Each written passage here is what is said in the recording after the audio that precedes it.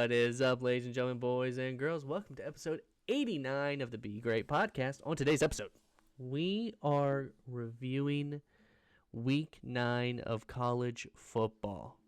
And boy, do we have a lot to talk about. Got 4 games I'm going to go over, plus a coach firing that we'll get into at the end. I'll probably get pretty passionate about that one. But let's go over a few games that we had, important games that we had this past weekend. Let's start off with where game day was. Missouri at Vanderbilt. College game day was there. It was a good atmosphere.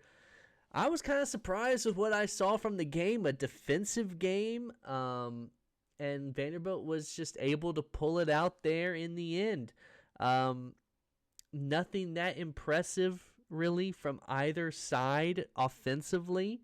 I thought it was a good game defensively, and Vanderbilt, they're doing their job.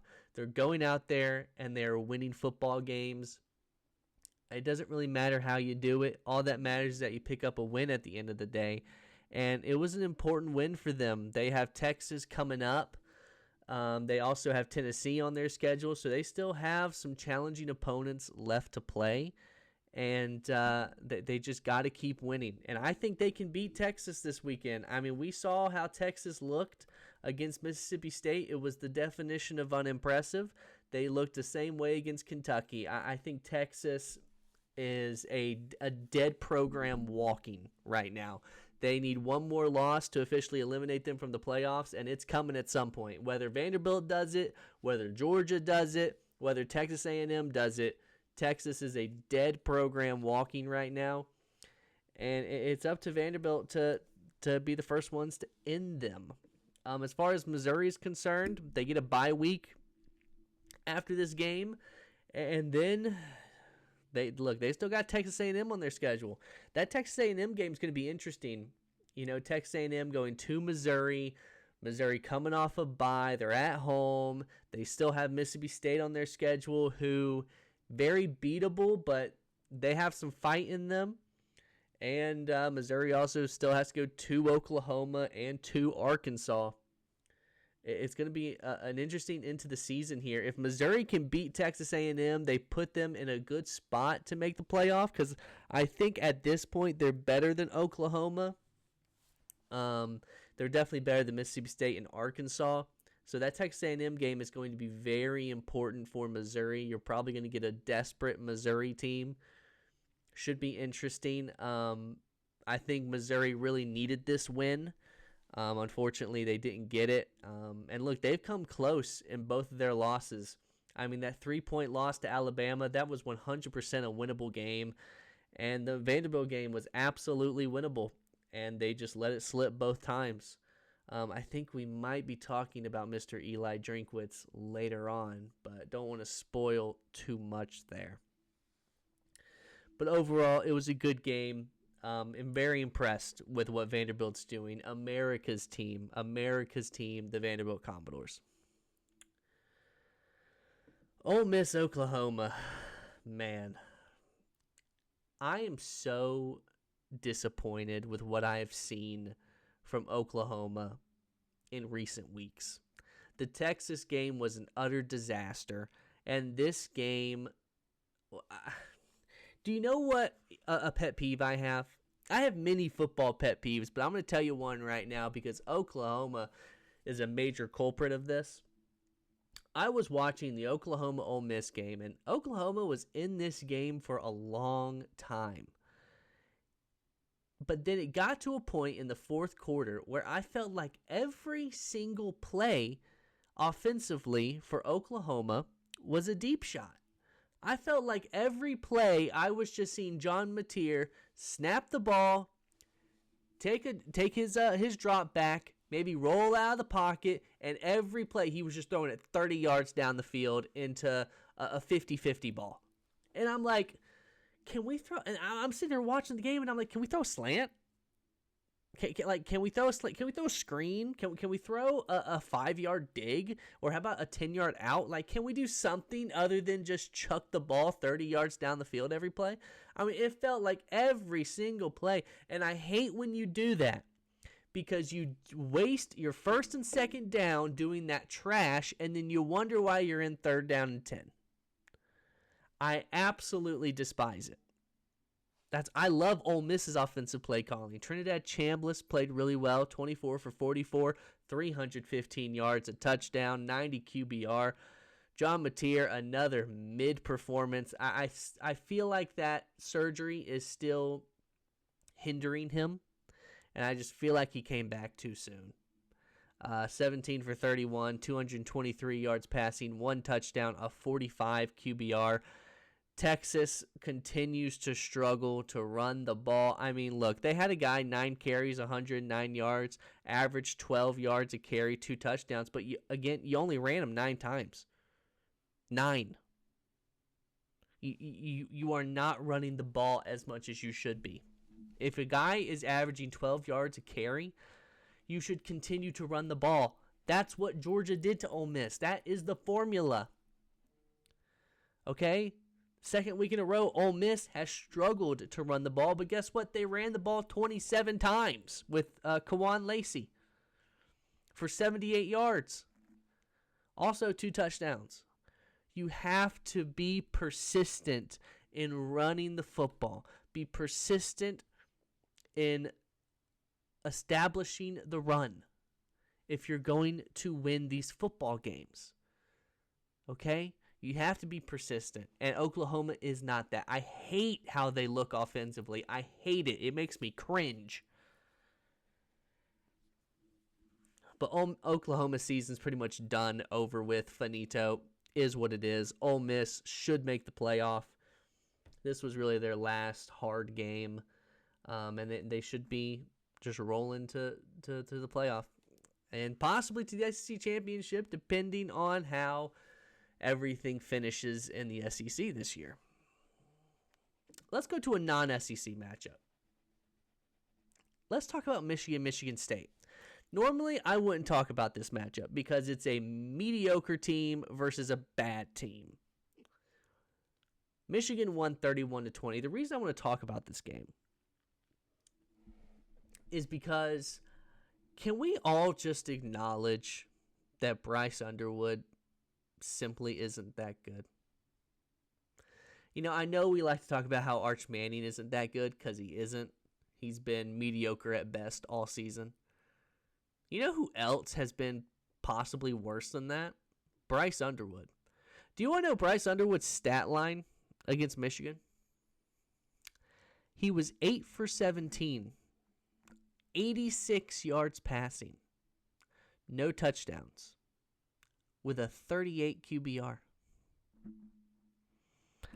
Only to be outdone by Michigan State's QB, Aiden Childs, 14 for 28, 130 yards passing, no touchdowns, a 26 QBR. Yikes. The reason Michigan won this game is because they were better at running the football. Look, Michigan State had a running back, Mekhi Frazier, 14 carries, 109 yards. He averaged 7 yards a carry. But on Michigan's side, they had 2 running backs over 100 yards rushing in Justice Haynes and Jordan Marshall. Running the football, they had 4 touchdowns total. All their touchdowns were running the ball. 2 with Justice Haynes, 1 with Jordan Marshall, and 1 with Bryce Underwood. But I just... This is why every offseason I get so frustrated when the media panders so much to these young quarterbacks that haven't proven anything. And you just jump on the bandwagon and automatically just come out and say, oh, they're the best ever. They're superstars. Arch Manning, the best than Tim Tebow. That guy. Love him. Oh, Bryce Underwood, he's going to be the best ever. The next Cam Newton, And it's just like, can we calm down? Because then stuff like this happens and you look like a moron. and people start to hate on Arch Manning and Bryce Underwood. Not because they have anything personal against Bryce or against Arch, but because of you, the media, who prop them up for no reason. Like when Arch finally had a decent game against Oklahoma, and I had to hear someone on a college football podcast say, Texas only won that game because of Arch Manning, right? And I'm like, are we serious? Texas won that game because of their special teams and because of their defense. They had 3 interceptions on John Mateer, and you're going to tell me Arch Manning's the reason? Oh, please. Kick rocks. Kick rocks. That is absurd. It is ridiculous. I would give Arch Manning more credit for the Mississippi State game than I would the Oklahoma game. But again, I want to see Arch do this against a credible opponent. Not a Mississippi State. Not a Mississippi State. He's about to face Vanderbilt. Let's see how that goes. He's about to face Georgia. Let's see how that goes. How about Texas A&M? Let's see how that goes. That's what I want to see. And we're about to see it. Can't wait. But honestly, none of this that I've talked about so far, none of it matters because it all pales in comparison to what happened Saturday night. And see, this is the entire reason why I wanted to do this, why I'm recording this episode on a Monday. I usually do it on a Tuesday, maybe even a Wednesday at times. I'm doing this on a Monday because I'm pissed off. I'm also, in a way, happy. But I remember back in January, before Ohio State and Notre Dame played in the national championship, I planted my flag for a team. Because I saw what they had done in the transfer portal, and I absolutely loved it. I saw that their veteran QB was returning. I loved that. And I just loved everything I was seeing. Okay, because the program finally got everything that the head coach wanted, got all this NIL money together and said, we're going to go all in the transfer portal. Let's get this national championship. And here we are. It's not even Halloween. That team now has 3 losses. They're 5-3, 2-3 in the SEC. About to be unranked. Actually, an AP poll came out. I'm pretty sure they are unranked. And I said, I think this team's a national title contender. I planted my flag for them, and this is how they treat me. That type of stuff pisses me off. If you can't tell who I'm talking about the LSU Fighting Tigers, who, as of late, haven't been fighting at all. They've just been rolling over and playing dead.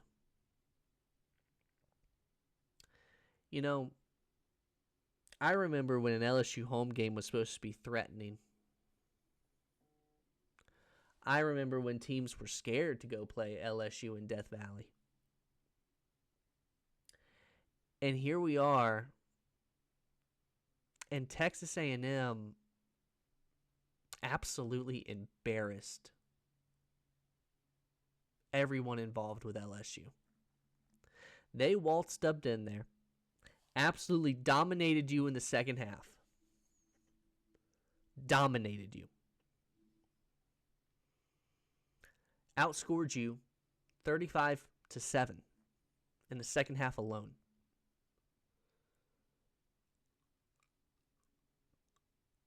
And after the game, all you see is Texas A&M and their fans just taking over the stadium. And I immediately tweeted, I said, I better wake up to a notification Sunday morning that Brian Kelly has been fired. I didn't, and I was very confused as to why. Luckily, it ended up getting done last night. And now we sit here and we wonder, who will the next LSU head coach be? You know what? Since Brian Kelly got fired, some people have been coming out and saying some things, people who have inside knowledge. Do you want to know some of the things that have come out? That Brian Kelly was checked out. That Brian Kelly didn't really care about the Louisiana part in LSU.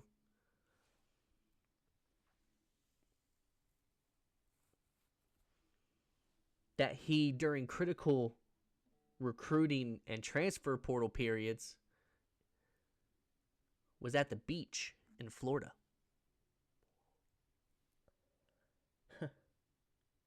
That the LSU culture had turned toxic. And if you don't believe me, go look at what Malik Neighbors tweeted or put on social media after Brian Kelly was fired. It was a video of him kicking rocks. Interesting, isn't it? You now have an LSU athletic director who was responsible for the Jimbo Fisher debacle at Texas A&M, who is now also responsible for the Brian Kelly debacle. 2 very large buyouts, Mr. AD. This was the most egregious part, in my opinion.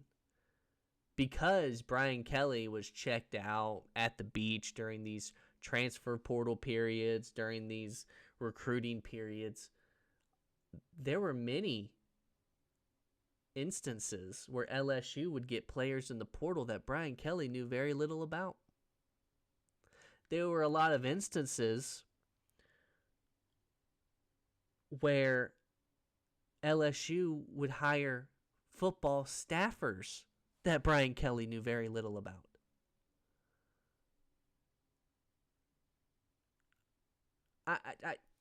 It blows my mind that this guy made it to year 4. It blows my mind. And he was willing to fire every single person on his coaching staff for him to keep his job. And that tells you everything you need to know about him. It tells you everything you need to know. This offense sucks. Somehow, Garrett Nussmeier looks worse than he did last year. The defense, which has a ton of talent, looked good at the beginning of the year, but week by week has gotten exponentially worse.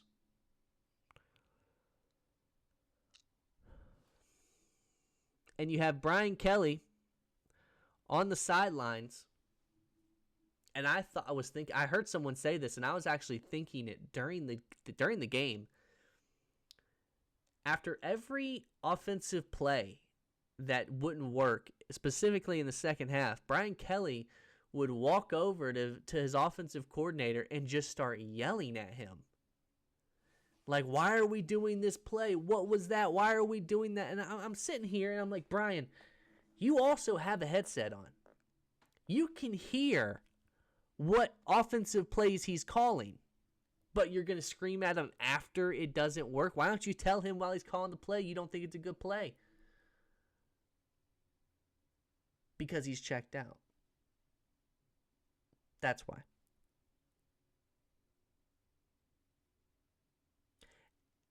And now LSU has to look forward. Who is next up? The issue for LSU, you have a quarterback that's about to be gone. This defense is full of transfers who will either graduate, go to the NFL, or transfer again but go to someplace else. So you have to make the right decision here. And oh my gosh, and of course, I don't know what it is. Every time there's a coaching search like this, people just give the dumbest names. I saw there's a post. Let me find it real quick. It got sent into a group chat that I'm in. I want to see who this was. Of course, the group chat doesn't want to load when I want it to, so I can see who this was. CBS Sports. Early coaching candidates to replace Brian Kelly at LSU. So on here, there's Lane Kiffin. Okay. Marcus Freeman. Okay, that makes sense. Nick Saban. Even that makes sense. These other four are completely brain dead. James Franklin. CBS Sports. Riddle me this. What was Brian Kelly's biggest issue at LSU? The fact he couldn't win a big game, right? So explain to me why LSU would then go and get the one coach who is seemingly worse at winning big games than Brian Kelly. Riddle me that. Joe Brady. That's another one that probably makes sense to a lot of other people. It doesn't make sense, and I'm going to tell you why. Number one, Joe Brady wants to be a head coach in the NFL, not college. Number two, when he was at LSU the first time, he said himself he hates recruiting. Done. You're done at that point. It's not happening. Not happening. So that's brain dead. Dabo Swinney. Are you serious? Are you actually serious? Do I even have to explain why that's dumb? And this last one is the worst of them all. The most brain dead of them all. Jimbo Fisher. Have you lost your collective mind? Are you outside your mind right now? Jimbo Fisher. Did I not just say earlier, by the way, that this AD who's responsible for this Brian Kelly debacle is the same one responsible for the Jimbo Fisher debacle, and what, we're going to run it back? Are we serious right now? I'll give you actual names. Okay? Don't listen to CBS Sports. Listen to me. Okay? I'll give you actual possibilities. Lane Kiffin and Nick Saban, I think, are actual possibilities. I'm not saying they're high possibilities. Well, I can guarantee you they call Lane Kiffin. I can guarantee you of that. I think they'll call Nick Saban. It's just a matter of if Nick actually wants to come out of retirement. Which, who knows? I also think you'd have to offer a bag to get Nick Saban out of retirement. That's the thing. I'll give you 4 other names. Okay? I like the Marcus Freeman one. I feel like Marcus Freeman wouldn't necessarily be a great choice for LSU, personally. I think he just kind of fits Notre Dame. I also don't know if he would leave Notre Dame for LSU. I mean, Notre Dame's a better team right now, you know, and he has a good thing going there. But I think Marcus Freeman could succeed at LSU. I don't know why Dan Lanning wasn't on that list. I'd be shocked if LSU doesn't at least give him a call. Again, I'm not saying Dan Lanning would leave Oregon to go to LSU. But he's absolutely way more of a possibility than Jimbo Fisher. Are you kidding me? Are you kidding me? And then these last two, I think, are one of them 100%. Eli Drinkwitz. I have no clue why he wasn't on that list. I think Eli Drinkwitz, if Eli Drinkwitz gets offered the LSU job, he's the one person I see here that I think would 100% accept it. If he gets offered it. Eli Drinkwitz, head coach of Missouri, if you don't know who that is. To me, that would be a slightly underwhelming hire, but he is a good football coach. He is. He's a good recruiter. He's good in the portal, so I would understand that. And the last one, not a lot of people have mentioned, Jeff Brom. He's the head coach of Louisville. Again, he is a Louisville alum, so I don't know if he would leave. But to me, Jeff Brom is an amazing football coach. He's doing great at Louisville. He took Purdue to the Big Ten championship. People quickly forget that. He took Purdue, who, by the way, barely looks like a legitimate football team nowadays. He took them to the Big Ten championship. Jeff Brom, I think, would be a really good hire. But you see, those are actual possibilities. I don't think the Tulane head coach is an actual possibility. Is his name, Summerall or something like that? I don't think he's an actual possibility. I do not think LSU is going to be okay with getting a group of 5 head coach. I think they're going to see that as way too risky.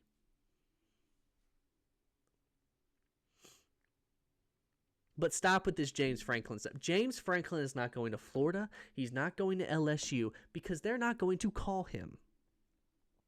If James Franklin's going to end up anywhere, it's going to be Oklahoma State.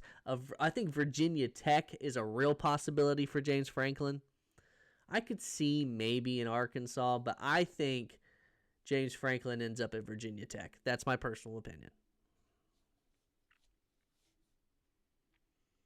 Or if Michigan State fires Jonathan Smith, I could see that too. But I digress.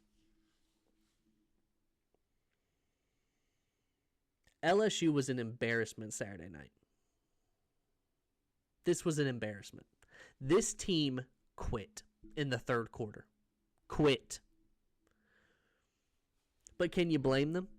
Their head coach has quit for a while now, it seems, based off everything we're hearing. Based off everything we're hearing, he quit a long time ago. He quit right when he got the job because he thought he could sleepwalk to a national championship.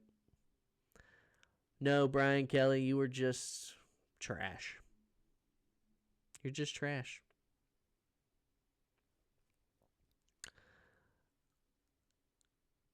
I hope that, and also, I will say, there should be nobody who's more upset that LSU fired Brian Kelly than Florida fans. Because Florida was sitting pretty as the number 1 open job, and LSU just took that right from you real quick. Please do not leave a comment or anything like that saying, oh, well, Florida is actually a better job than LSU, or Penn State, there might be a better job than LSU. No, you're not. You're not even close. Penn State is not even close to as good of a job as LSU, and Florida is not a better job than LSU. Respectfully. It's not. No. Not at all. You're kidding. LSU is a top 5 job, period. End of story. They're up there with the Alabamas, the Ohio States, the Georgias, the Notre Dames. Okay? End of story. A couple other dark horse names I could give you. Kenny Dillingham from Arizona State. Clark Lee from Vanderbilt. Only issue with those two, and it seems to be an issue with a lot of good coaches these days, they're all at their alma mater. But we'll see how this progresses. I hope everyone had an amazing weekend. I hope you all have a great week. We'll have another episode on Thursday, day before Halloween, previewing week 10 of college football. I hope everyone has an amazing day. I hope everyone has an amazing week. Don't forget to go out there and be great.